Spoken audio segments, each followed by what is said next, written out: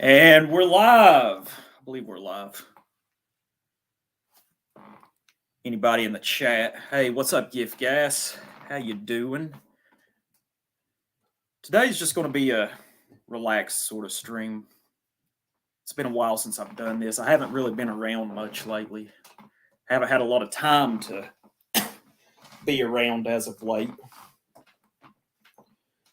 Had things to take care of in my personal life.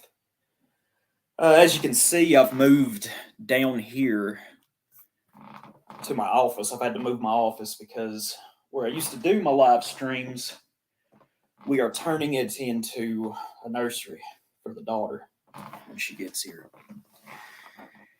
So how's everybody doing? I don't expect there'll be a lot of people here. I mean, this is a afternoon stream, lunchtime stream, I guess you could say. I don't expect there to be many people here. That's fine. I usually like to do these streams at night, when people are off work and everything. But tonight I'm going to go fishing. I'm going to go fishing tonight, this evening. Just got to make my mind up whether I go east up into the mountains and try to catch some trout and walleye, or if I stay closer to home and catch some catfish. I haven't made my mind up yet, but I want to take advantage. It's been pretty hot down here lately, hot and humid. A lot of days it's in the mid 90s, high 90s. Today the air quality is absolute shit here in extreme southern Appalachia. It is so fucking hazy outside right now. I don't think it's as bad as it was maybe about, when was it those Canadian wildfires were going on? Alleged Canadian wildfires, that blanketed basically the entire eastern United States in a thick haze. That's how it is today. I think the air, there's an air quality warning. I know earlier I had to go out to town, had to run by the bank. And where we live in this neighborhood, we live at the highest point in the neighborhood. We live at the top of a hill. And as I was driving down, I could see off in the distance the mountains were just, it was so hazy. I wonder what the fuck's going on, Is it the government, trying to reduce global warming? Is it Canadian wildfires because I guess Trudeau don't know how to fucking put out a fire? I don't know. If y'all have any answers, let me know. Let's see who's in the chat here. Hey, what's up, Leo? Yes, that is De Silva's book in the background. The first edition, the first of three. Hell, let me show you this. I wanted to have this hung up by now, but look at this picture. This is a picture that my great aunt had painted for me for Christmas. She's an artist. It's a picture of rhododendrons up on the mountain where I'm from. I need to get that hung up. I apologize if there's noise in the background there because, like I said, I'm down here in the basement. I hope this background noise, like the central heating air unit, is right out there. So I apologize if there's any noise. And if there's any lagging with the internet, I apologize about that too. If I have to, I'll end up just moving upstairs into the kitchen. But I'd prefer not to have to do that. Like I said, it's just going to be a casual stream. I don't really have a lot planned, except I'm going to read the first 14 pages of this book for you, if my voice holds up. Here lately, I've not been producing a lot of stuff lately. Just been busy with things, and I foresee in the future that my time is even going to be less and less, as November approaches. Hey, what's up, Hans Hugren? There's footage of drones pouring liquid fire unto the forests of Canada. Hey, by the way, I'll be listening on and off. Yeah, that's fine. That's fine. Y'all can listen as you please at your leisure. I'll keep this stream up, of course. Let's see. Yeah, I could see that shit happening. I've heard some people say, what was it? All that fertilizer that was stolen off of that train many, many months back. I think it was back in April. Are they burning it off up there? It's hard to tell, man. The gay ops, they never end. The psyops never end. Oh, and the smoke from these fires contains traces of benzene and formaldehyde. Oh, I'm sure. There probably no. Well, actually, I don't know about benzene. That's a bad idea. But there's probably nothing I don't consume every time I smoke a cigarette, to be honest. So it's just depressing to see. It's just humid and it's just nasty out. The older I've gotten, the more I absolutely fucking hate the heat. I hate it. I despise it. Hey, what's up, Doc Holiday? Good to see you. Yeah, I figured I'd do a stream around lunchtime. What's up, Crack the Zero? Let's see. In Ohio, I tried to go for a run yesterday. Had to quit after a few minutes. Oh, I hear you, dude. I think that smoke is still coming down from Michigan. It's very possible. I haven't kept up with a lot of the news. Just stuff that I see watching. Just what I see online, you could say. Hey, how you doing, Patrick Fitzgerald? What's up, man, Drake? On the job site. Hell yeah. I'll try. Damn, man, you've got me under pressure now. I'm gonna have to put up a decent show for your comrades on the job site. You put the pressure on. What's up, Pure Nomad? Hey, SN, busy watching Tuba. Oh, you're watching Mr. White Tuber? Oh, okay. Yeah, that's fine. Yeah, I'll have this up later. It's just a casual stream. If you see Mr. White Tuber in the chat over there, tell him that Sono said howdy. I tried to message him a few weeks back on Telegram, but I never did hear from him. But yeah, you go watch that. I'll have this up. Let's see. What's up, James Malcolm? How you doing, dude? But yeah, I know, man, Drake. You put the fucking pressure on now. Hope I don't fold. Hope I don't buckle. But so how's everybody been doing lately? How's everybody been doing? I'm feeling good, feeling great. Pushing that weight up the interstate, as Patrick would say. Lately, I've not been producing much because I've been, like I said, busy with just life, you could say. But there's also a time when you have to take a step back and you have to absorb new material, you could say. You have to do some research. I feel like a lot of times on this channel, I just repeat myself, which I do. I'm the first to admit it. But I think a lot of it's stuff that I think is worth repeating. But here lately, I've been reading a lot of different things. And I've been working on producing a video. I got HIV after I shook hands with a black man. Oh man, that sucks, dude. Dude, go see Magic Johnson. Go check out Magic Johnson. I know he's another black man, but dude, he's alive all these decades after catching the HIV. So that man might know how to treat it. So good luck with that. I've been working the last month or maybe month and a half on a Civil War video. I wanted to talk about the Civil War, the War of Northern Aggression, and its effects here on Southern Appalachia, particularly here in East Tennessee. But this video, it's kind of turning into a sort of miniature documentary.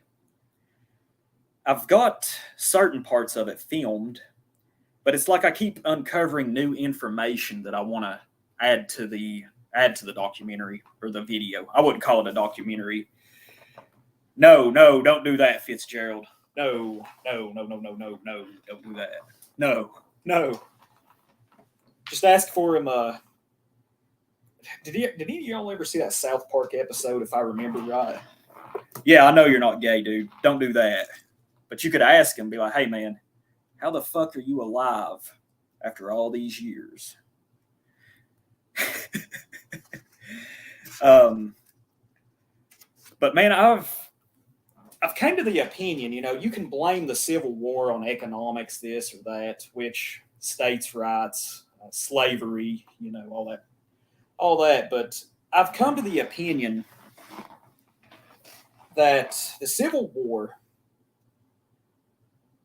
was just a continuation of old world blood feuds that resulted in New World violence. Here in America, it is, a lot of people, they'll talk about the culture of America, the lack thereof, this and that. Our country, we really haven't had I don't know if we've had enough time, to have a sort of ethnogenesis. And, America is it's kind of I hate to use the term melting pot, but it's where a lot of European ethnicities came together and oftentimes intermixed over the generations. I mean, you look at here in Appalachia, it is largely Scots-Irish, Ulster Scot, as I like to call it. There's Anglo, and there is also German blood. A lot of Alpine Germans settled this area.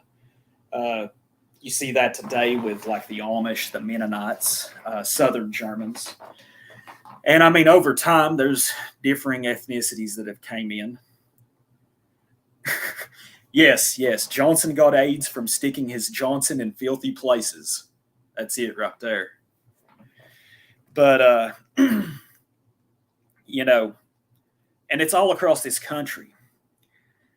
You have the Celtic on one side, the Germanic on the other. And a lot of times, I mean, if any of you watching this that's here in America, you are probably a mixture. I mean, myself, I have Ulster Scot blood, I have Anglo blood. These are probably the two biggest. I've never taken a DNA test. I'm probably never going to. I've also got a little bit of Danish and Norman on my father's side as well. But, all of us, I mean, these people, they're European, native European. But there are ethnic differences between the Scottish, even the lowland Scots and the Highland Scots. Difference in the English, the Welsh, the Irish, the French, the Normans. All the, it's people, I think people try to simplify. Here in America, that's kind of a problem, I guess, is that people try to simplify our heritage, you could say. You got to understand the native European we're an extremely complex people. Very complex. But going back to that video, I take a trip to the Chickamauga battlefield, which is just, it's probably just 25-minute drive from here. Talk about the battle at Chickamauga, Confederate victory. And, over time, my views on the Civil War, especially the last few months since I've been looking into this, it has changed a little bit. Of course, I view the Civil War as a sort of tragedy.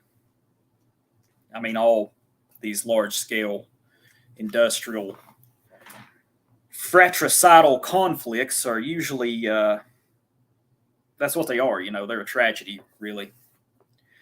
But what I wanted to do, I don't know how long I'm going to stream, guys, but I wanted to read to you. I acquired this book the other day.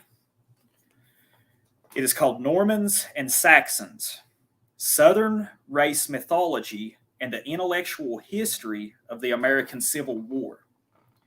And this harkens back to what I was talking about, the various ethnic differences amongst the native Europeans who settled this country generations ago. And I don't want to give away too much, but I do want to read to you the first 14 pages if my voice will hold out. It'll take me a little while to get through. But it talks about the 1856 Congressional Brooks-Sumner caning incident. Hey, what's up, Basalt? How you doing, dude? I have some Welsh Norman ancestry. Yeah, I'd say you do definitely. Um, I had heard of this incident before, but this book is written by a guy named Richie Devin Watson Jr., and he goes into great detail. And that's what this stream is. It's just kind of a prelude to whenever it is. It might be next week. It may be the week after that I get that video released. But I'm just going to do this as a sort of prelude, as a sort of introduction at just how divided this country was back in the 1850s. you know, let's see if anybody else is in the chat. Hey, what's up, Beefy Bets? How you doing? Anybody else? Anybody I forgot to say howdy to? Anybody? I think I got everybody. Yeah, I'm down here in the old new office. It appears that the internet's working good, so that's a plus. I was worried about that. Let me get a drink of water here.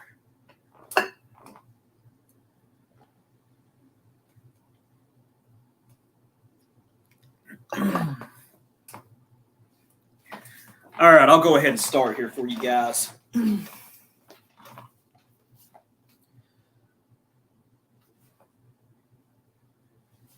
The Brooks-Sumner caning incident, slavery, honor, and the American cultural divide.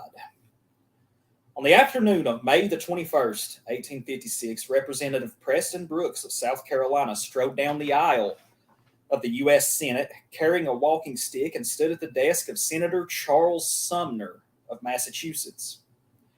The Senate's morning session had adjourned a short time before, and Sumner, virtually alone in the chamber, was busily examining papers. For a moment, he was unaware of Brooks' presence. But when he finally did look up, the South Carolinian addressed him with measured, forceful deliberation. Mr. Sumner, I have read your speech carefully, and with as much calmness as I could be expected to read such a speech, you have libeled my state and slandered my relation, who is aged and absent, and I feel it is my duty to punish you for it. Before the surprised Sumner could respond, Brooks began hitting him with the walking stick, the blows becoming progressively harder and more savage. As Brooks matter-of-factly recalled this astonishing scene, I gave him about 30 first-rate stripes. Every lick went where I intended. Tall and solidly built, Sumner found himself trapped within the confines of his writing desk, which was bolted to the floor. He was for a number of seconds unable to rise and ward off the blows raining down upon him. Finally, through a desperate exertion of strength, he succeeded in wrenching his desk out of its bolts. He staggered up the aisle of the Senate, with Brooks continuing to beat him with a now bloody stump of the snapped walking stick. At last, Sumner collapsed unconscious on the floor. Towards the last, Brooks later observed, with undisguised contempt for his victim, he bellowed like a calf. I wore my cane out completely, but I saved the head, which is gold. Must have had a gold attachment for his hand. A few minutes after the attack, Brooks was calmly walking away from the Capitol down Pennsylvania Avenue, while a semi-conscious Sumner lay on a couch in the Senate anteroom, having his wounds attended to by a hastily summoned physician. Afterward, he was taken by carriage to his Washington lodgings, his clothes soaked with blood. Before losing consciousness again, he remarked, I could not believe that a thing like this was possible. It would be more than 3 years before Sumner would reassume his seat on the Senate floor. What was the speech that Preston Brooks mentioned in his challenge to Senator Sumner, and how had it libeled Brooks' kinsman in his state? The speech was Sumner's The Crime Against Kansas, an address delivered in the Senate over a 2-day period from May the 19th to May 20th. Its subject was the battle then raging in the Kansas Territory between pro-slavery settlers committed to extending the domain of the South's peculiar institution, and anti-slavery settlers Equally committed to restricting slavery's spread through the Union, these battles had already turned this frontier region into what was popularly known as Bloody Kansas. The territories called Kansas and Nebraska had been considered free as early as 1820. In that year, the Missouri Compromise, while admitting Missouri to the Union as a slave state, had also forbidden slavery in the Louisiana Territory north of latitude 36 degrees and 30 minutes, the modern boundary between the states of Oklahoma and Kansas. Though this compromise had restricted the expansion of slavery north and west of Missouri for over 30 years, it had been repealed by the controversial Kansas-Nebraska Act of 1854, submitted by Senator Stephen A. Douglas of Illinois, and narrowly approved by Congress. This bill provided the formal organization of the Kansas and Nebraska territories and specified that the question of their being eventually admitted to the Union as free or slave states would be determined by the will or popular sovereignty of those settling the territories. Senator Douglas apparently believed that Nebraska would opt to be free and Kansas, adjoining the slave state of Missouri, would choose to be slave. However, abolitionists, furious over the abrogation of the Compromise of 1820 and adamantly opposed to any further extension of slavery, had organized free soil settlers and sent them into Kansas. The opposition between pro- and anti-slavery forces had inevitably escalated into violence. Indeed, 3 days after Sumner's caning, on May the 24th, 1856, an abolitionist named John Brown retaliated against Southern depredations in the territory by investigating the Pottawatomie massacre of 4 pro-slave Kansas farmers. Harvard-educated Charles Sumner, remember he's the guy that took the beating, a leader of abolitionist forces in the Senate, interpreted the pro-slavery, anti-slavery strife in Kansas as an unambiguous battle between the forces of good and evil. He believed that the nation had reached a profound juncture and that Kansas must be the place where the growing cancer of slavery was contained. In his powerful Crime Against Kansas speech, he condemned the Kansas-Nebraska Act as the rape of a virgin territory, compelling it to the hateful embrace of slavery. And he called for American citizens to vindicate right against wrong and to redeem the republic from the thraldom of that oligarchy that would enslave Kansas. Even today, one who reads Sumner's speech can understand why it outraged the Southern senators who were forced to listen to it in 1856. The same sense of righteous indignation that provided its powerful anti-slavery substance was also imparted a contemptuous and even cruel tone to its description of the supporters of slavery.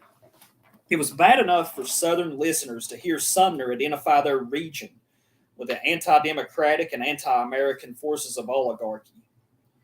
But when Sumner moved on to repudiate a specific adversary, Preston Brooks' cousin, the venerable Senator Andrew P. Butler of South Carolina, his words became personally abusive. Worst of all, in attacking Butler, he held up to ridicule the Southern code of chivalry, the foundation of the South's exalted view of itself as an enlightened, cultivated, and aristocratic slave society. Sumner ridiculed Butler by metaphorically linking him to Spain's mad knight-errant Don Quixote. Like the deluded protagonist of the Cervantes novel, he observed Butler had read many books of chivalry and believes himself a chivalrous knight with sentiments of honor and courage. However, Butler had chosen an even more morally revolting mistress than Don Quixote's. The harlot of slavery is his wench Dulcinea, I think is how you pronounce it. Never read Don Quixote. And if Butler could not keep his harlot, Sumner remarked with acidic irony, then, sir, the chivalric senator will conduct the state of South Carolina out of the Union, heroic knight, exalted senator, a second Moses for a second Exodus. It was fortunate that the elderly and frail Butler was not present on the Senate floor, because Sumner concluded in his long speech with an even more personal verbal attack. In the words of Sumner's biographer, David Donald, uncharitably referring to the effects of the slight labial paralysis from which the elderly senator suffered, Sumner scornfully described the manner in which Butler had opposed the admission of Kansas as a free state in an address filled with what Sumner called incoherent phrases, in which Butler had discharged the loose expectoration of his speech, now upon her representatives, and then upon her people. Having disposed of Brooks' kinsman, Sumner proceeded to vilify his native state and its shameful assumptions for slavery. Were the whole history of South Carolina blotted out of existence, he thundered, from its very beginning down to the day of the last election of the senator to his present seat on this floor, civilization might lose. I do not say how little, but surely less than it has already gained by the example of Kansas in its valiant struggle against oppression. Kansas, he predicted, would one day enter the Union as a free state and would be a ministering angel to the Republic when South Carolina, in the cloak of darkness which she hugs, lies howling. Let's see here. Only 3-4 pages through, and voice is already wearing out. Let's see if anybody's in the chat. Hey, how you doing, Saxo Gatley? How you doing, man? Dude, I agree with your sentiments there. The Normans, I don't really think highly of them, to be honest. While I admire their martial spirit, their history of violence, you could say, the Normans, they did a lot of things to fuck over, especially England. I mean, if this is something else I've been reading upon a lot lately, is I found some old books that were written one of them's written in 1909 and the other's in 1911, and it talks about the Danelaw, the Anglos, the Saxons. It also talks about the Norman invasion, and I've come to the opinion that a lot of historical books, if you want good books on history, you have to find these obscure books that were written before 1945. I'll probably do a stream about that one of these days, but the Normans, I mean, that's who brought, the tribe to England, from what I understand. But let's see, where was I? It would be easy to believe that the Massachusetts senator who delivered this vituperative speech was a mean-tempered individual who despised Southerners personally and interacted with them on the Senate floor in a state of permanent hostility. In fact, Sumner was a serious man, but not a notably hateful or vindictive one. He personally admired a number of Dixie's senators, including Senator Butler, whose desk had adjoined his own when he came to Washington as a freshman senator in 1851. His feelings for his elderly colleague were affectionate, though tinged with what Southerners would recognize even today as Yankee condescension. If he had been a citizen of New England, Sumner once observed of Butler, he would have been a scholar, or at least a well-educated man. One could perhaps best describe Charles Sumner as a person who refused to allow the personal dimension of his life to qualify or compromise his larger political and moral designs. Though personally he liked Senator Butler and even appreciated to a degree his combination of courtly manners and erudition, on a more abstract level, he felt that the South Carolinian was a spokesman for a social and economic system that was an unmitigated evil and that threatened the very existence of American democracy. American democracy. How often do we hear that nowadays? It's a threat to democracy. In his passionate opposition to slavery, Sumner saw the intrusion of slaveholders into Kansas simply and powerfully as a brutal rape of innocence and purity. He was incapable of acknowledging the complexities of the real Kansas territory. In the words of David Donald, he was unwilling to accept that the Kansas struggle involved not merely freedom and slavery, but also land speculations, bitter rivalries over the location of the territorial capital, and personal ambitions of would-be congressmen from the territory. He did not understand that there was no ineradicable hostility between Southern pioneers in this region, virtually all of whom were non-slaveholders, and Free State settlers who wanted to forever ban free Negroes from Kansas. Let's see. Blind to the political complexities of the real Kansas, Sumner was possessed by a savage singleness of moral purpose that would lead him to defame a friend and colleague as a slobbering pimp to the harlot of slavery. Neither appreciating nor fully understanding Andrew Butler's or Preston Brooks's Southern notions of personal honor, he could have had at best an imperfect apprehension of the outrage that would compel Butler's kinsman to stand before him on the afternoon of May 21st with cane in hand. From the point of view of Southerners who listened indignantly to Sumner's address, and from that of Brooks, who read it later with an equal sense of outrage, the senator's words were a demonstration not of a lofty sense of moral purpose, but of a monomaniacal fanaticism. Indeed, by the 1850s, Southerners increasingly believed that such fanaticism was a product of Puritan inheritance of the northern states in general and of the New England states in particular. Puritanism. Oh, Puritanism. Let's see. Just lost my place. Contemporary supporters of Sumner would have undoubtedly agreed with the description of his 20th century biographer that he was the voice of Puritanism in politics.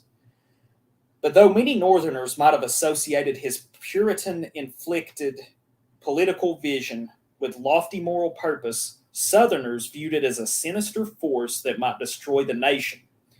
This Southern view of Sumner as a villain of satanic proportions had been articulated by Senator James Mason of Virginia. Senator James Mason. Shortly after the Massachusetts senator had finished his speech, Mason had been pilloried as a representative of that other Virginia, from which Washington and Jefferson now avert their faces, where human beings are bred as cattle for the shambles. And rising to defend himself and his state, Mason repudiated Sumner and his particular brand of Puritan fanaticism as low, vile, and evil, an assessment with which his Southern colleagues no doubt heartily agreed. He expressed his disgust in a voice trembling with anger. I am constrained to hear depravity, vice in its most odious form uncoiled in this presence, exhibiting its loathsome deformities in accusation and vilification against the quarter of the country from which I come, because it is a necessity of my position under a common government to recognize as an equal politically one of whom to see elsewhere is to shun and despise. In anathematizing Sumner, Mason delivered upon him the worst judgment a Southerner could make of an enemy. Sumner was no gentleman, and he was therefore a man without honor. While they might not have agreed with Mason's condemnation of Sumner as satanic and loathsome, many Northern senators felt that the Sumner speech had been intemperate and offensive. Outside the Senate chamber, Northern reaction was decidedly mixed. Writing in his New York Daily Tribune, Republican Horace Greeley praised Sumner's effort as one of the most searching and fearless exposures yet made of the giant crime, which, in its legitimate consequence, has filled Kansas with violence and threatens now to deluge her plains with blood. A writer to the New York Evening Post also approved the speech's inspiring eloquence and lofty moral tone, and celebrated it as a triumphant senatorial achievement. But other Northern newspapers were troubled by Sumner's harsh personal attacks. The day after the speech, most Northerners probably would have agreed with Massachusetts statesman and political moderate Edward Everett. Though he generally approved of Sumner's position on Kansas, Everett also said that he had never heard a speech so offensive in tone from a man of character of any party. Reactions to Sumner's speech in the South, as one might expect, were uniformly hostile. The Washington Star lamented the personal vilification and abuse of Senator Butler, and opined that the address had caused a blush of shame to mantle the cheeks of all present who respect the character of the body before whom it was uttered. Below the Potomac, editorial opinion echoed and amplified the Star's outrage, but the journalistic condemnation paled in comparison with a deadly anger aroused among individual Southerners. Not surprisingly, the venom was nowhere more concentrated than in the breast of South Carolinians. One gentleman of the Palmetto State observed that immediately after the speech, let's see here, he could not go into a parlor or a drawing room or to a dinner party where he did not find an implied reproach that there was an unmanly submission to an insult to his state and his countrymen. It was just this sense of implied reproach that impelled Preston Brooks to act to defend the honor of his elderly kinsman and of South Carolina. But how was that honor best to be defended? Northern victims of slander might have resorted to legal action to punish the slanderer. But for an antebellum Southern gentleman, such a response would have been considered shameful and even cowardly. You see, this is one of the things. This is one of the things that I do admire about, what you could say the Southern sort of morality. The idea that retribution is not something to be left to legal authorities. Over time, and some of the research I've been doing lately, I've came to view the South in a different light. I've got a much more balanced view of the Confederacy, I guess you could say. But that is one thing that I do admire. This harkens back to some of the stuff that I've talked about previous videos and stuff. You bring the legal system into a situation. A lot of times, it's just going to cause complications. Where was I? Let me get a drink of water. Fuck.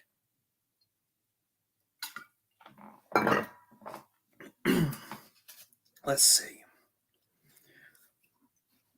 As David Donnell has observed, no Southern gentleman considered a lawsuit the proper redress for a slur upon his own good name or upon that of a member of his family. A South Carolina lawyer nicely explained the stigma attached to the litigation.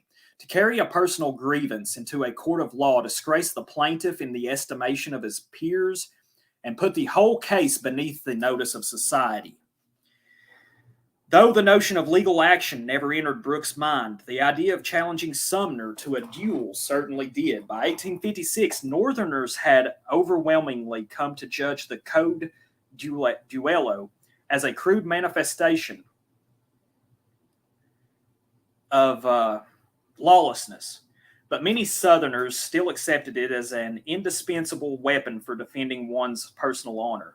Under the unwritten code that had been borrowed from the European aristocracy and then superimposed upon a New World plantation society, an insult to a man's honor required a martial response, not the submission dictated by more modern legal codes.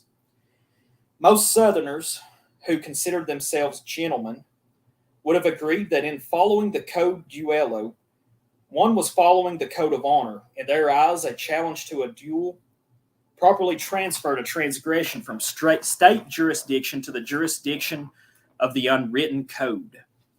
In the antebellum South, no state was more devoted to the duel than Preston Brooks, South Carolina. An Englishman who traveled to Charleston in the early decades of the 19th century claimed that he had been introduced to 13 gentlemen in that city, 11 of whom had killed their man each in duels. Another English traveler, James Buckingham, described an encounter he witnessed in Columbia in which both parties were wounded. But, he said, no notice was taken of the affair by the public authorities, and with the community it excited no sensation beyond the passing hour. Given this cultural milieu, It comes as no surprise that Brooks, a loyal son of Carolina, seriously considered confronting Sumner and challenging him to a duel. But even though Brooks briefly entertained challenging Sumner, he quickly dismissed the idea as an impossibility. And his thinking on this matter was particularly relevant to the caning he would administer on the Senate floor. First, as he later explained, the moral tone of mind that would lead a man to become a black Republican would make him incapable of courage. Brooks had no expectation that such a coward would respond to his challenge in an appropriate fashion. Instead, he suspected that his adversary would immediately report the incident to the Washington police. Since dueling was illegal within the District of Columbia, he feared that the result of this challenge would be not the satisfaction of his kinsman's and his state's honor, but endless courtroom wrangling and legal penalties that would make him, Senator Butler, and South Carolina look even more ludicrous, and that would compound his region's shame. Let me take a little break here. I gotta see what the chat's saying. Let's see what everybody's saying. Hey, what's up, Gage Miller? How you doing? The Barking Snail just walked in, and we're talking about a Puritan named Sumner. Well, if you'd have walked in a few seconds earlier, we would have talked about a Virginia senator named James Mason. So he was just a little late for that one there. Freudian slip. Just walked in. Wasn't the Confederacy run by Judah P. Benjamin? Yeah, he had a unfortunate amount of power. That's something I'm going to talk about in that video that I'll release here soon. Hey, how you doing, Wes? How you doing, man? It's good to see you. Let's see what Wes has to say here. Some people would have a duel to settle such situations. However, the problem with dueling is that the most skilled fighter or shooter would usually win regardless of their character. Bad characters often put in a lot of time improving their shooting ability with dueling pistols. Well, that's part of it, I guess. Oh, but let's see. But yeah, Mr. Fitzgerald, I think the Confederacy was somewhat philo-Semitic, to be honest, unfortunately. Which that fact in itself does make it all the more damning that in 1913, the Klan would bust Leo Frank out of prison and hang him for the rape of Mary Fagan, Anyways, the second consideration that made the idea of a duel with Sumner impossible for Brooks was to accept the simple fact that duels were assumed to be engagements between social equals, between gentlemen who possessed. Let me see what this says. Hold on. Judah was a Sephardic Jew, yes, and he. As soon as the War of Northern Aggression was over, he sailed back to England with a boatload of gold, and he also took up a job as a judge. Reality tunnels. It was, look at what Grant said about the Jews. Jews were heavily involved in the cotton slave trade. Absolutely, certainly. Albert Pike was Jewish. He might have been. I don't know. I do know he was a very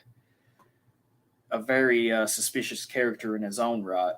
I think he was a 33rd degree Freemason.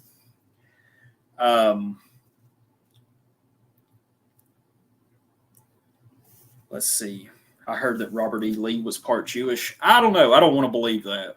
I do have an admiration for Lee. Maybe. I mean,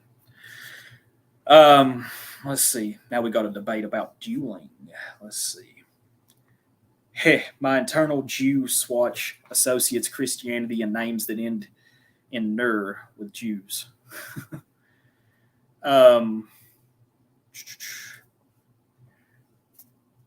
Saxo says dueling is stupid. I don't know. I'm curious. I wouldn't mind seeing dueling coming back, honestly. Resolving these problems with the legal system is, you know, Jesus fucking Christ, Lee was not a Jew. I don't think he was either. I don't think he was. But I mean, Judah P. Benjamin. Hell, there's a list. I have a list somewhere on here. I'm tired of reading for a fucking minute. Give me a rest here. There's a list I had here somewhere. Judah P. Benjamin is the most prominent one, obviously. He was, I think, was he the Secretary of State of the Confederacy, or was he? I know he was in Jefferson Davis's ear the entire time.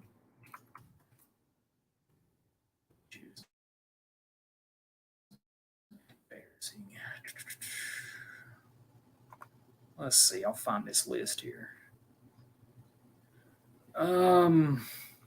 Yeah, here's the list I got. Judah P. Benjamin, who we've already covered a little bit. Moses Ezekiel, David Levy Yulee, however you pronounce it. I don't know how to pronounce these Hebe names. Abraham Myers and Phoebe Pember. I mean, there was quite a few. Henry M. Hyams, Benjamin F. Jonas, Adolph Proskauer, Alexander Hart, Phoebe Pember. She was a nurse out of Charleston, South Carolina. She was raised in a wealthy and socially prominent Jewish family. Fixins! Hell yeah. I don't know. I think I should bring dueling back, honestly. I mean, I think everybody relying on the legal system. Yeah, it may not solve the moral quandary, but look how soft, I mean, most white Americans are, honestly. Something happens, oh, call the law, which, I mean, this is just the situation we're in. Yeah, I don't think I'm gonna say I don't think Robert E. Lee was Jewish. I don't see it. You do not need to be Jewish to be on the wrong side. That's true. I'm curious about that one. All right, let me get back to it here. Where was I?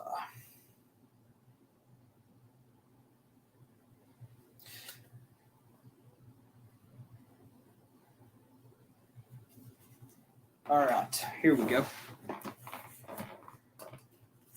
The second consideration that made the idea of a duel with Sumner impossible for Brooks to accept was the simple fact that duels were assumed to be engagements between social equals, between gentlemen who possessed a similar sense of honor.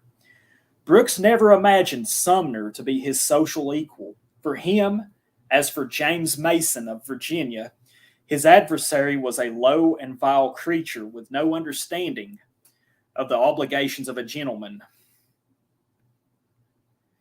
Traveler, the noble steed, would not carry a Hebe. Hell, damn right.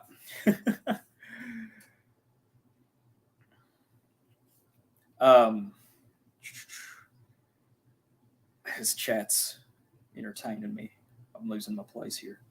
Consequently, he was not worthy of the respect embodied in the formal challenging of an opponent. As one Southerner knowingly explained the code's rules of engagement, duelists were social equals from society's first ranks.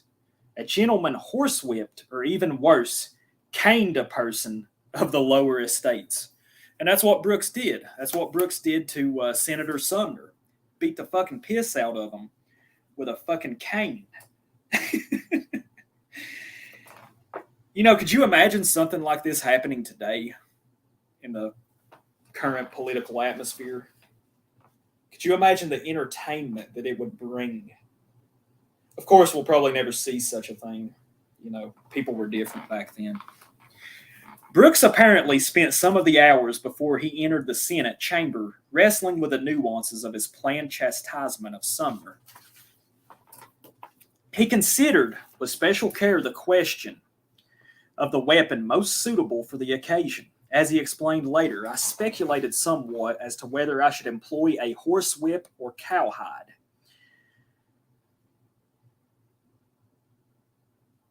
And but knowing that the senator was my superior in strength, because see, Sumner, he was a big guy. He was a stout guy. He was bigger than Brooks was. Um, but knowing that the senator was my superior in strength, it occurred to me that he might wrest it from my hand, and then I might have been compelled to do that which I would have regretted the balance of my natural life. What Brooks would have regretted was a combat akin to a barroom brawl that might have resulted in Sumner's death. Because Brooks considered himself a man of courage, he was not bothered by subsequent Northern accusations that he had not given his adversary a fair chance to defend himself. Brooks judged his foe to be a dishonorable creature, one of the lowest of the low, unworthy of claiming a level field of combat. His aim was to beat Sumner as a master might beat a recalcitrant and dangerously surly slave to within, but only to within, an inch of his life. It was expressly to avoid taking life, he contended, that I used an ordinary walking stick. The walking stick served his purpose admirably, almost, but not quite, taking Sumner's life while leaving him for several years a hobbling invalid. Gentlemen of the South, as we shall see, seem to appreciate the delicate shades of meaning implicit in Brooks' choice of an implement with which to beat his enemy unconscious. But residents of both Sumner's home state of Massachusetts and of the northern states at large did not share Dixie's esteem for its champion's finely tuned chivalric sensibilities. The assault galvanized the entire region. Democrats, Whigs, and Republicans, Whigs. I've always thought that was a funny name for a party, the Whigs. United to condemn it as the cowardly attack of an uncivilized Southern ruffian. The newly formed Republican Party was especially energized by the incident. It gave them the perfectly matched themes of Bleeding Kansas and Bleeding Sumner, which they would effectively employ in the elections of 1856 to increase their strength in Congress. More moderate Northerners were also appalled. They might have disapproved of the tone of Sumner's speech, but they abhorred Brooks's violent response to it. Whig Congressman Robert Winthrop expressed the consternation most tellingly. How could any high-minded and honorable man as Mr. Brooks is represented to be in Carolina have taken such a mode and place of redress, and have proceeded to such extreme violence?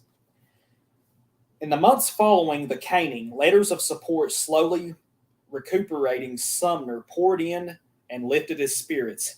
Henry Wadsworth Longfellow did his best to console his friend. I have no words to write to you about this savage atrocity, he observed. Historian John Palfrey, writing from England, described to Sumner the reaction of the English. I can understand better the surprise and consternation with which their disgust is mingled, he wrote. After all, my own intimate observation and experience of the savage power that rules us. If Yankees judged Brooks by attack to the manifestation of Southern savagery, they apotheosized Sumner as a martyr to Dixie's brutality. The words of one admirer echoed the feelings of thousands. You are glorious now. The crown of martyrdom is yours. Every noble crown is, ever has been, a crown of thorns, and you have been found meet to wear the one the Savior wore. Oh, thank God, and murmur not. If he could have read letters such as these, Preston Brooks would certainly have viewed them as confirmation of the religious and political fanaticism that he and other Southerners believed was an inherently dangerous element of the North's Puritan mentality. Let's see here. Let me take a break.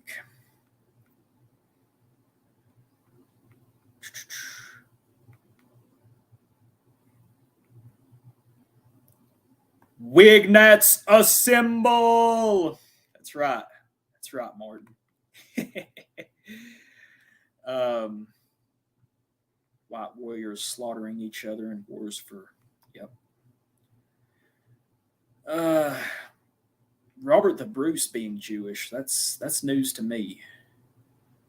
I don't know. There is some book I seen floating around.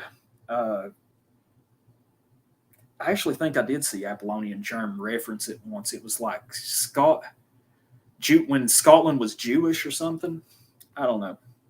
Everyone is Jewish. Fixed it for you knuckleheads. That's right, Mandrake. everyone's a Jew. Um, where was I? He's the resident master of Dot Connector. Yeah, I think he's actually read that book when. Um, he's the one that brought that book to my attention several years ago. I've never read it though. Um, Honestly, most European nobility has a little Jew in them because of Charlemagne. Yeah, I mean, I'm talking about like the royal families. I mean, there's a picture floating around. It was from. It was a picture of a Norwegian queen, I believe. I forget her name, or she was a princess from in the late 1800s. She didn't look Norwegian in the least. Not in the least. You know, she looked extremely Levantine, you could say. So I mean, that is something that's happened. Back to reading here. Hey, what's up, Billy Bob? Dueling brings a finality to conflict. Otherwise, things regress into a never-ending battle of words. That's what I agree with that, man. It's just a never-ending back and forth legal struggle. Guys, I'm gonna take a break for just a second. I will be back in just a moment. Give me just a minute and I'll finish reading this. I just got a few more pages. I'll be right back.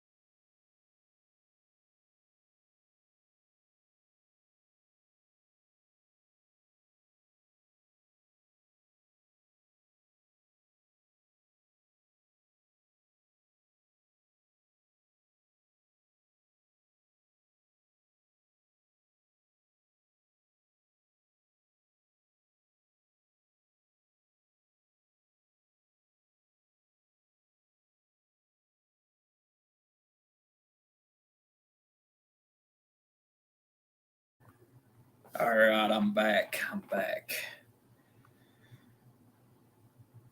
Let's see. What's the chat saying? Looks like we got a debate between the validity of dueling and not dueling.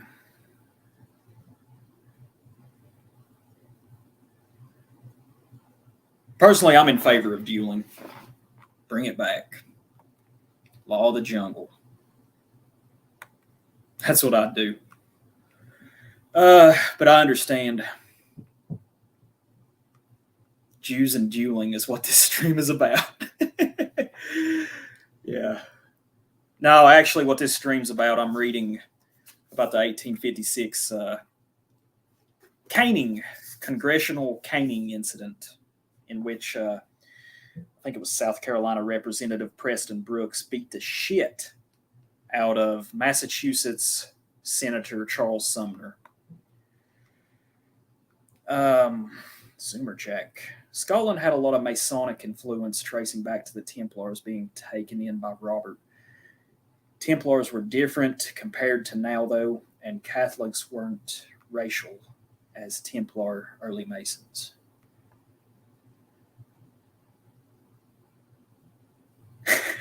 Don't forget about the elongated skulls and underbites of those royal Jew reptilians. Dueling hardly brings a finality to a conflict, but usually sows the seeds of future revenge. That is true. I could see that. But, let's see. There was something I seen here I thought I was going to respond to. Yeah, it's This is an event that was like one of the precursors to the coming Civil War. Such thuggishness is utterly unbecoming of our people. I don't know, Saxley. I kind of disagree with that. Our people are the best at administering violence, and retribution. Retribution is something that is. I mean, look at our entire history. Our entire history is one act of retribution in some ways. You look at all the stories, a lot of the great myths. You look at Homer's Iliad. You look at the Odyssey. You look at movies and media up until today. Retribution is the foundation of a lot of this. I mean, the act of the Trojan War, you could say. Helen was taken by Paris, and it resulted in a 10-year-long conflict, and it just went back and forth. Let's see. Everything comes down to the threat of violence. Nobody obeys unless the threat of violence is there. Yes, that's true. That's very true. Dueling has been replaced by arguing with people online nowadays. Yes, very true. I'm in favor of mass genocide. Interdimensional Harmony asks, what does it mean to be the best at violence? I mean, well, look at our history. When white people have had it up to here, they go off. They go off. Usually this violence, of course, is misdirected. I mean, look at World War I. Look at World War II. Look at the Civil War. It seems that blacks and Jews are more violent than whites. I disagree. Surface level, maybe the blacks are.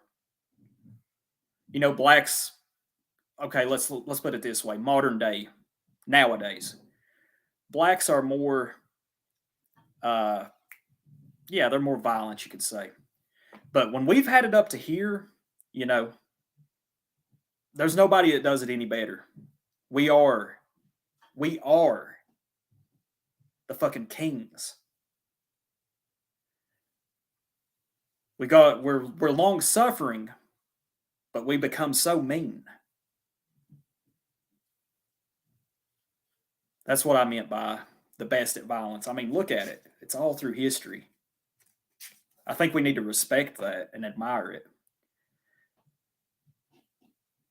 Yeah, that's right, the Wanderer. That's what I'm saying. They put up with more shit, but when they pop off, it's pretty bad. That's the best way to sum it up there. Anyways, let's see. I've been going for an hour. Exactly right, Mandrake. Nature is violent. Live with it. Let's see. Fuck, I've completely lost where I'm fucking at.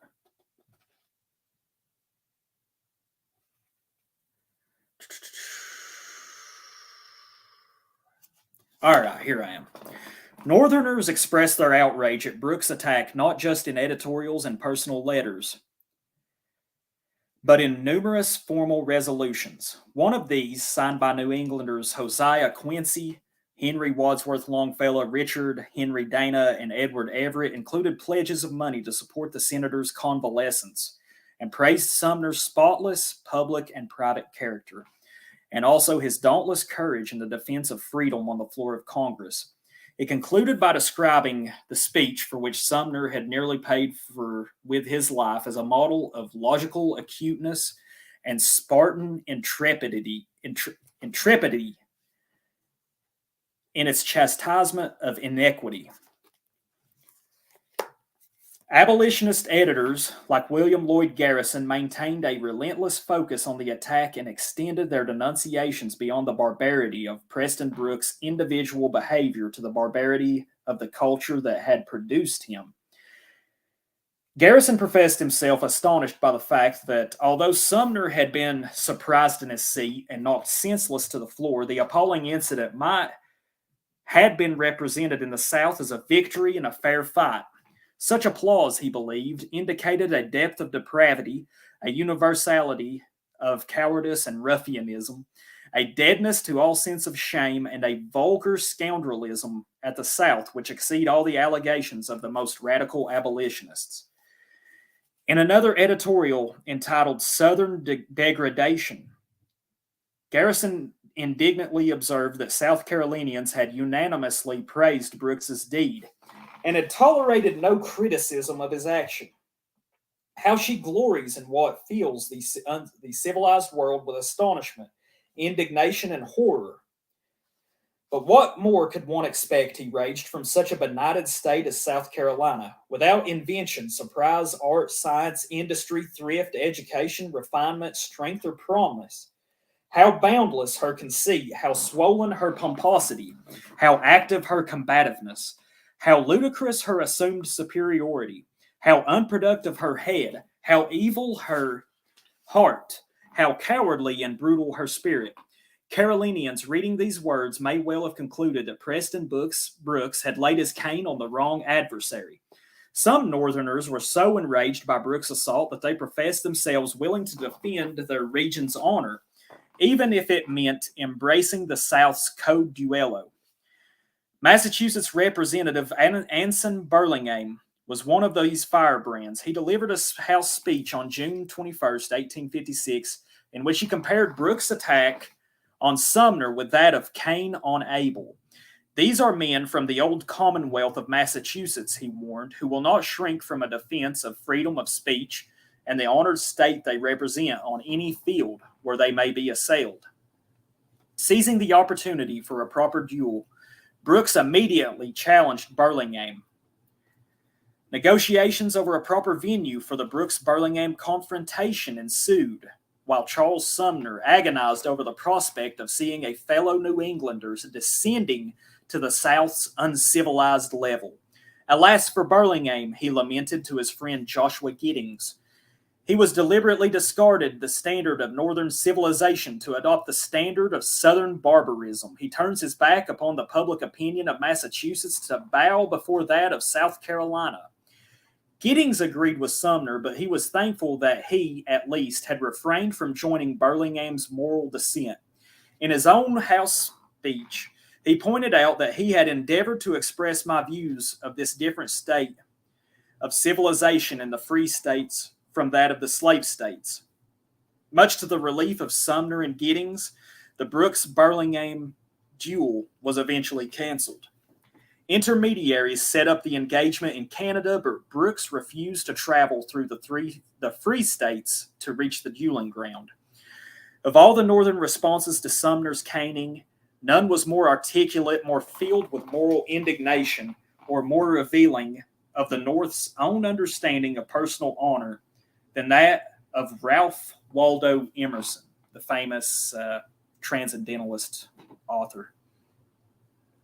In his assault on Charles Sumner, Emerson averred that the entire state of South Carolina could not offer one or any number of persons who are to be weighed for a moment in the scale with such a person as the meanest of them all has been struck down now.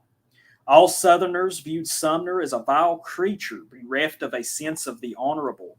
Emerson believed that he was a superior man who epitomized the best traits of the Northern character. He praised Sumner as an individual pure and exceptional in honor, who had proved his mettle by standing for his region's moral values, a little in advance of all the North, and therefore without adequate support. His honor was manifested in his moral courage, which had never faltered in its maintenance of justice and freedom. Emerson's celebration of Sumner's honor illuminates the profoundly different understanding of Southerners and Northerners brought to this highly charged word. For Preston Brooks, a man's individual honor was inextricably bound to the reputation of both his family and his native state. To his repudiation among his peers and to his avoiding the stigma of shame and reproach that might be visited on him by those peers. As Bertram Wyatt Brown has explained in his seminal works on this subject, the Southern gentleman's understanding of honor closely linked an individual's sense of personal worth to the acceptance of that self-definition by the community at large. For Emerson, community opinion was irrelevant to the attainment of real honor, which was a quality that came from within and that was practically indistinguishable from conscience and godliness. Honor was achieved not by gaining society's approval, but by following one's spiritual inner voice a little in advance of his society. Let's see.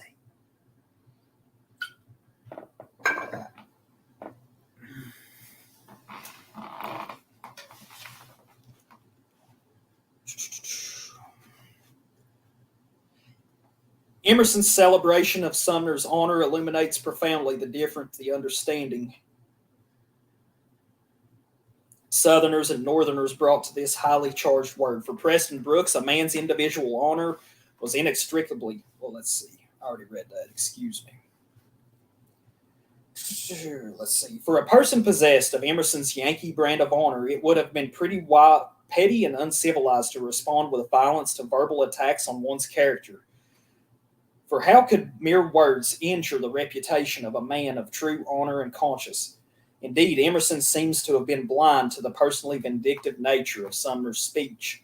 Or if he was aware of the abusive tone of the crime against Kansas, he seems to have viewed it as a trivial violation of the canons of taste, an instance of excess which was little significance when weighed against the speech's lofty and honorable moral purpose. According to Emerson, Southerners had charged Sumner not with drunkenness, not debauchery, nor rapacity, nor personal aims of any kind. No, but with what? Why? That he broke over the proprieties of debate, that he expressed his opinions with some discourtesy, that he is an abolitionist, as if every sane human being were not an abolitionist or a believer that all men should be free. To Emerson, the Southern code of honor had dictated Brooks' punishment of Sumner was a manifestation of the barrenness and savagery of Southern culture. The assault constituted ample evidence that the very conditions of the game must always be the worst life staked against the best. It is only the best whom they desire to kill. It is only when they cannot answer your reasons that they wish to knock you down. The fact that Brooks had not immediately been thrown into jail and that Southern politicians like him were encouraged by their constituents to exhibit intelligence in reverse ratio to their bodily strength or skill with guns and knives offered ample proof to the transcendental sage that it would only do to send foolish persons to Washington if you wish them to be safe. As for the region that had molded Preston Brooks and sent him to the nation's capital, clearly it was a place where life is a fever, man is an animal, given to pleasure, frivolous, irritable, spending in his days in hunting and practicing with deadly weapons to defend himself against his slaves and against his companions brought up in the same idle and dangerous way. The assault on Charles Sumner profoundly altered Emerson's understanding of Southerners. Earlier in his life, he had assessed them with a combination of admiration, humor, and benevolent condescension. As he had explained to a friend who had moved south after college, you know our idea of an accomplished Southerner, to wit, as ignorant as a bear, as irascible and nettled as any porcupine, as polite as a troubadour, and a very John Randolph in character and address. 30 years later, after the Sumner episode, he regarded Southerners in a much more sinister light. The shooting complexion, like the cobra, capello, and scorpion, grows in the South. He wrote in a journal entry of 1857, "It has no wisdom, no capacity of improvement. It looks in every society for duels." To Emerson, Southerners had become deadly creatures, and he believed that they should be dealt with as all fanged animals must be. After the Sumner caning, more and more Northerners moved toward Emerson's malign assessment of the Southern temperament. Let's see.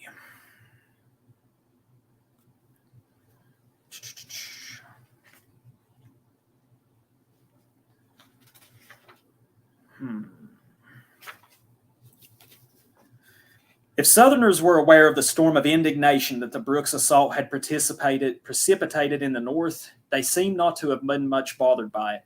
A few Southern newspapers, most of them Whig publications, expressed doubts as to the wisdom of attacking a man while seated at his desk, engaged in writing, who had no time to place himself face to face with his opponent. However, the great majority of Dixie's editors echoed the sentiments of the Richmond Enquirer, which was convinced that vulgar abolitionists must be lashed into submission like slaves. Since Sumner was a great strapping fellow and could stand the cowhide beautifully, the Enquirer argued facetiously, he could only be improved by 90 and 30 lashes, early every morning for the rest of his life. As if seconding the defiant sentiments of the Richmond newspaper, replacement canes were showered upon Brooks by his constituents and by a group of Charleston merchants, by the governor of South Carolina, and by students at that citadel of gentility, the University of Virginia. The Charleston cane was inscribed with the words, "Hit him again," and the Charlottesville cane was embellished with an expensive gold knob representing a badly cracked and broken human head. Southerners in Washington rallied to Brooks' defense as enthusiastically as their compatriots south of the Potomac had done. In a letter of May 23rd, 1856, written to his brother, John Hampton Brooks, Preston boasted that fragments of the stick are begged for as sacred relics. Every Southern man is delighted, and the abolitionists are like a hive of disturbed bees. A month later, he assured his brother Ham that the House of Representatives would never censure him. The censure motion required a two-thirds vote, and Brooks was confident of the solid backing of the Southerners of all political parties. After the vote failed, he believed that honor would require him to resign his seat, return to South Carolina, and appeal to my own people.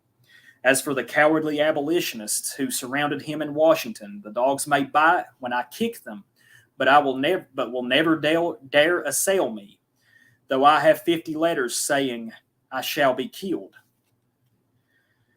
So, I believe that's all I'm going to read for today. Turns out, Preston Brooks, interesting character. Let's see. What's going on in the chat here? I've seen people going back and forth, but I've not had the time to read it. I think humans are violent, but different races do it in different ways. Yes, I believe that as well. White violence is quality, black is quantity. If you aren't prepared to do violence, then be prepared to receive it. That is the truth. Other races do violence in great amounts, but the difference is we try our best to apply justice to it.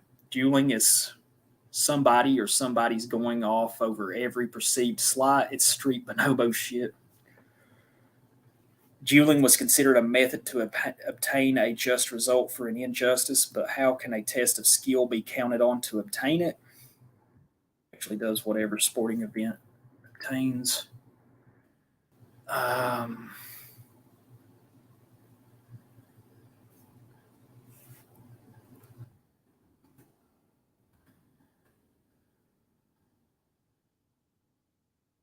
I don't know, Saxo. I do think we need blood feuds. We need to bring the blood feud back. It would produce a higher quality white, I believe.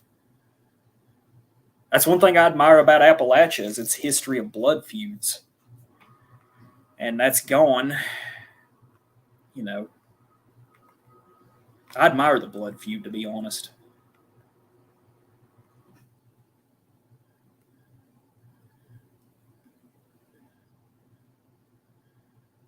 Let's see, I've been going for an hour and 20 minutes.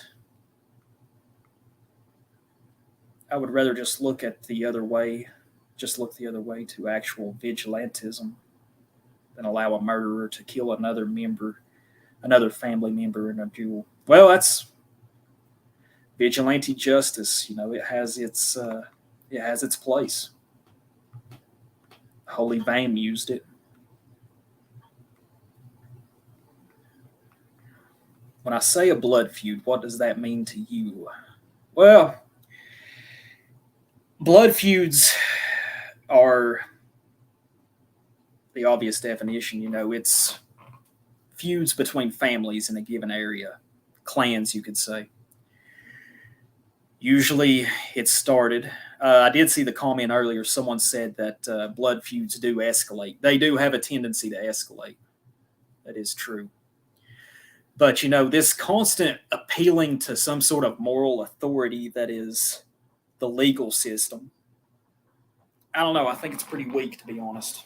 But we're all governed by it, sadly.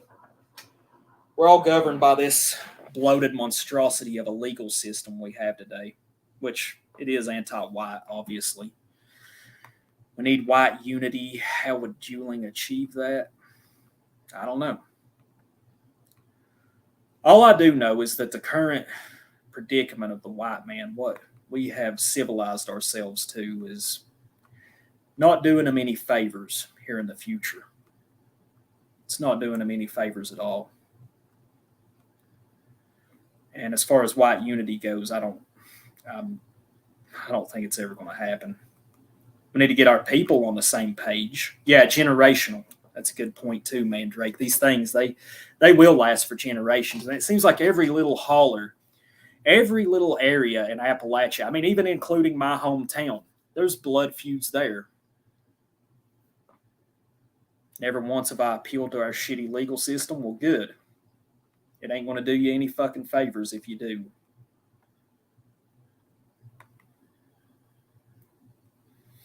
Let's see. But eventually you're going to have to stop killing each other. I say this because blood feuds tend to include people who weren't.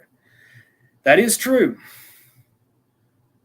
But I'm not going to sit here and, I'm not going to sit here and bitch about the blood feud.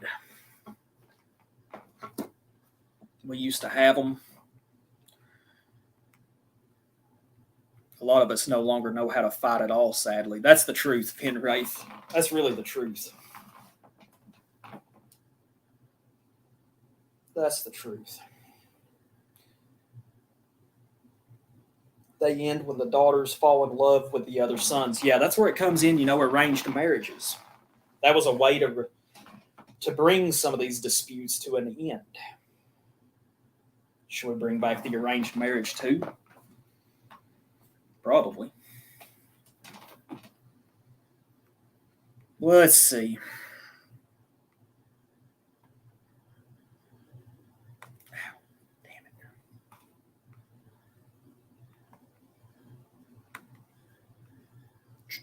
Yep. I think that's about all I've got for you today. I want to thank everybody that came by. This was an interesting debate on the dueling and blood feuds and arranged marriages. I've enjoyed it. I've enjoyed it greatly.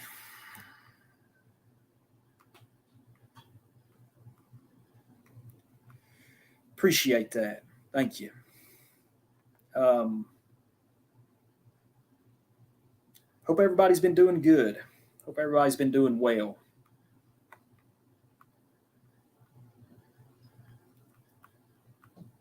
And glad you could catch a stream finally, Wes. It's good to see you here. So yeah, these are some interesting things. Just something interesting that I wanted to read to you. This book, whenever I finish it, it'll have a significant bearing on my final thoughts on the Civil War. It's going to take me a little while to read it. So it's pretty interesting, though, so far.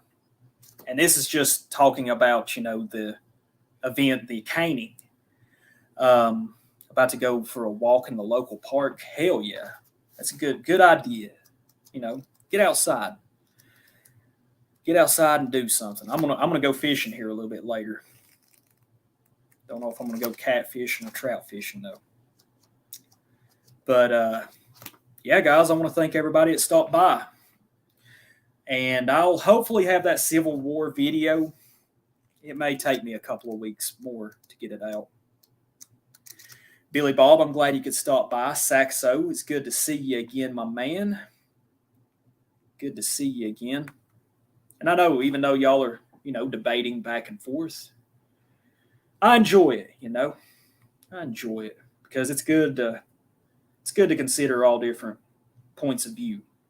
Mandrake, I hope this was a good stream for you and your comrades on the job site. Hope it was interesting, or at least something to listen to.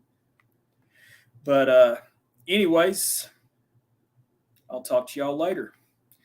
Y'all have a fine day out there. And I'll see you soon.